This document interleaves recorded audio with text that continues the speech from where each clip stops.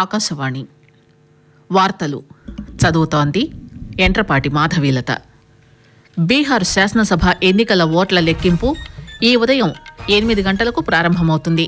అలాగే హైదరాబాద్ జూబ్లీహిల్స్ శాసనసభ నియోజకవర్గం ఉప ఎన్నిక ఓట్ల లెక్కింపు కూడా ఈ ఉదయం ప్రారంభమవుతుంది.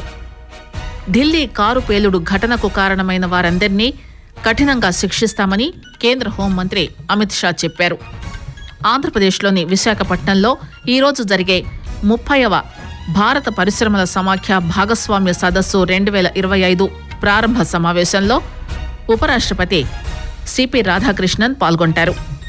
2 మ్యాచ్ల క్రికెట్ టెస్ట్ సిరీస్లో భాగంగా భారత్ దక్షిణాఫ్రికా జట్ల మధ్య మొదటి టెస్ట్ మ్యాచ్ ఈరోజు ఈడెన్ గార్డెన్స్లో జరుగుతుంది. బీహార్లో అసెంబ్లీ ఎన్నికల ఓట్ల లెక్కింపు ఈ ఉదయం 8 గంటలకు ప్రారంభమవుతుంది. బీహార్లోని 38 జిల్లాల్లో 46 కౌంటింగ్ కేంద్రాల్లో ఓట్ల లెక్కింపు జరుగుతుంది. 243 అసెంబ్లీ నియోజకవర్గాలకు పోలింగ్ 2 దశల్లో జరిగింది. మొత్తం 2616 మంది అభ్యర్థుల రాజకీయ భవితవ్యం ఎలక్ట్రానిక్ ఓటింగ్ యంత్రాల్లో నిక్షిప్తమై ఉంది.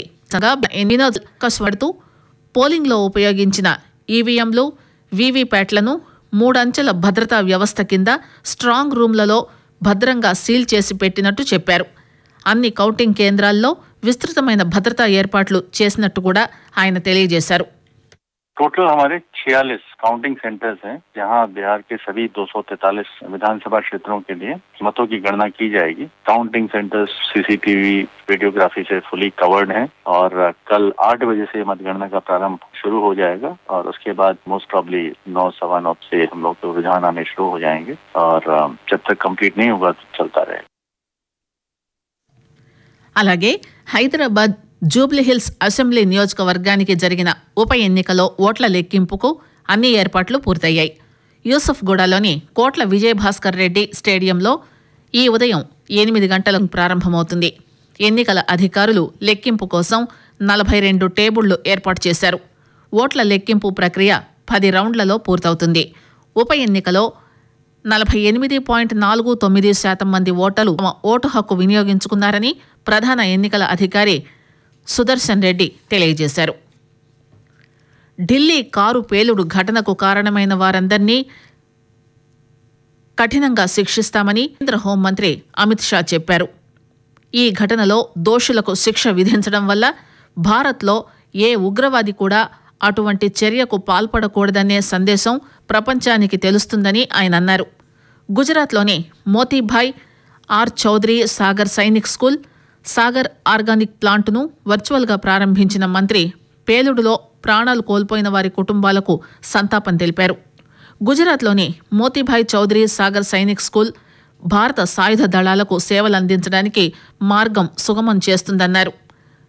పీపీపీ మోడల్ కింద దేశవ్యాప్తంగా 100 కొత్త సైనిక పాఠశాలలను స్థాపించాలని ప్రభుత్వం నిర్ణయించిందని తెలిపారు.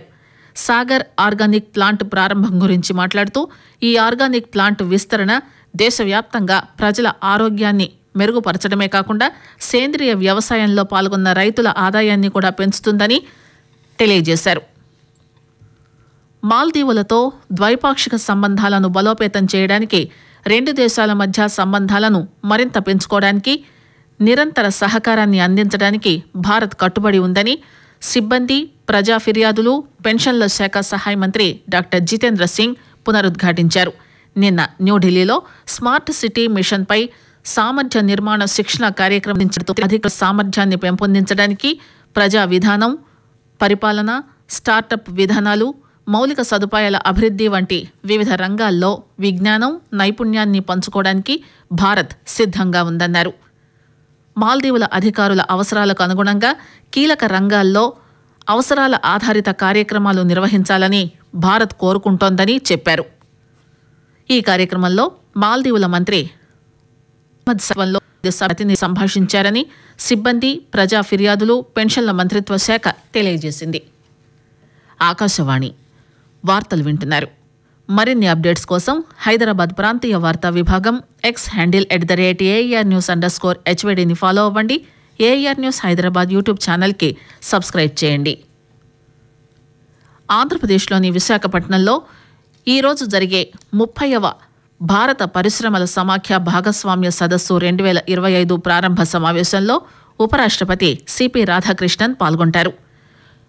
పరిశ్రమలు, అంతర్గత వాణిజ్య ప్రోత్సాహక శాఖ ఆంధ్రప్రదేశ్ ప్రభుత్వంతో కలిసి 2 రోజుల సదస్సును సిఐఐ నిర్వహిస్తోంది.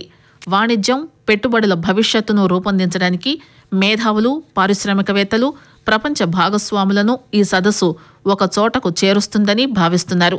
ఈ కార్యక్రమంలో 22 వక్తలు పాల్గొనే అవకాశం ఉంది. అలాగే 45 దేశాల నుండి 300 మంది విదేశీయులు పాల్గొంటారు.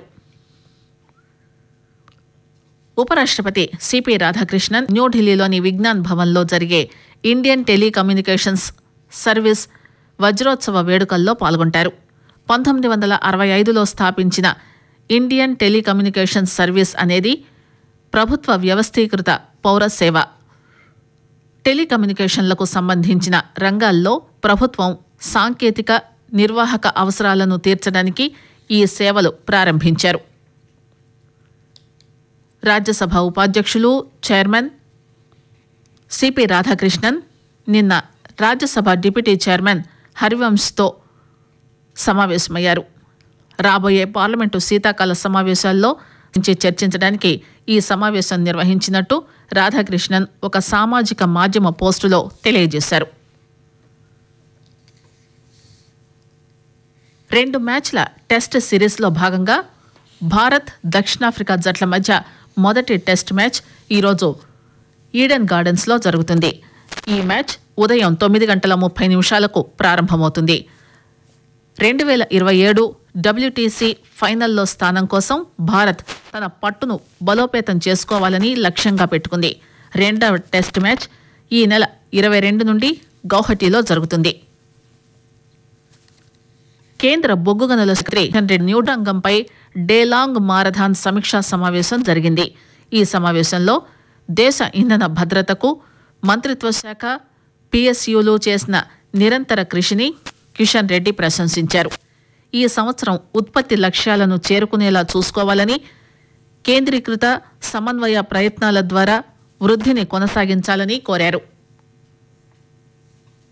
ఉత్పత్తి, లాభాలు, కార్మికుల సంక్షేమం, పర్యావరణ పనితీరులో రాణించడానికి PSUల మధ్య ఆరోగ్యకరమైన పోటీ ఉండాలని మంత్రి కోరారు. వాణిజ్యం, పరిశ్రమల శాఖ మంత్రి పీయూష్ గోయల్ నిన్న మంత్రి అనిల్ ద్వైపాక్షిక. ఈ సమావేశంలో భారత్, నేపాల్ మధ్య రవాణాకు సంబంధించి కొన్ని సవరణలతో ఒక ఒప్పందం కుదుర్చుకున్నారు. ఈ ఒప్పందం కోల్కతా, విశాఖపట్నం ఓడరేవుల నుండి నేపాల్ కస్టమ్స్ యార్డ్ కార్గో స్టేషన్కు రవాణాను సులభతరం చేస్తుందని వాణిజ్య పరిశ్రమల మంత్రిత్వ శాఖ పేర్కొంది. వార్తలు ముగించే ముందు విశేషాలు మరోసారి. బీహార్ శాసనసభ ఎన్నికల ఓట్ల లెక్కింపు ఈ ఉదయం 8 గంటలకు ప్రారంభమవుతుంది. అలాగే హైదరాబాద్ జూబ్లీహిల్స్ శాసనసభ నియోజకవర్గం ఉప ఎన్నిక ఓట్ల లెక్కింపు కూడా ఈ ఉదయం ప్రారంభమవుతుంది. ఢిల్లీ కారు పేలుడు ఘటనకు కారణమైన వారందరినీ కఠినంగా శిక్షిస్తామని కేంద్ర హోంమంత్రి అమిత్ షా చెప్పారు. ఆంధ్రప్రదేశ్లోని విశాఖపట్నంలో ఈరోజు జరిగే 30 భారత పరిశ్రమల సమాఖ్య భాగస్వామ్య సదస్సు 2025 ప్రారంభ సమావేశంలో ఉపరాష్ట్రపతి సిపి రాధాకృష్ణన్ పాల్గొంటారు. 2 మ్యాచ్ల క్రికెట్ టెస్ట్ సిరీస్లో భాగంగా భారత్, దక్షిణాఫ్రికా జట్టు టెస్ట్ ఈరోజు వార్తలు ఇంతటితో సమాప్తం. తిరిగి మధ్యాహ్నం 12:30 జాతీయ వార్తలు వినవచ్చు.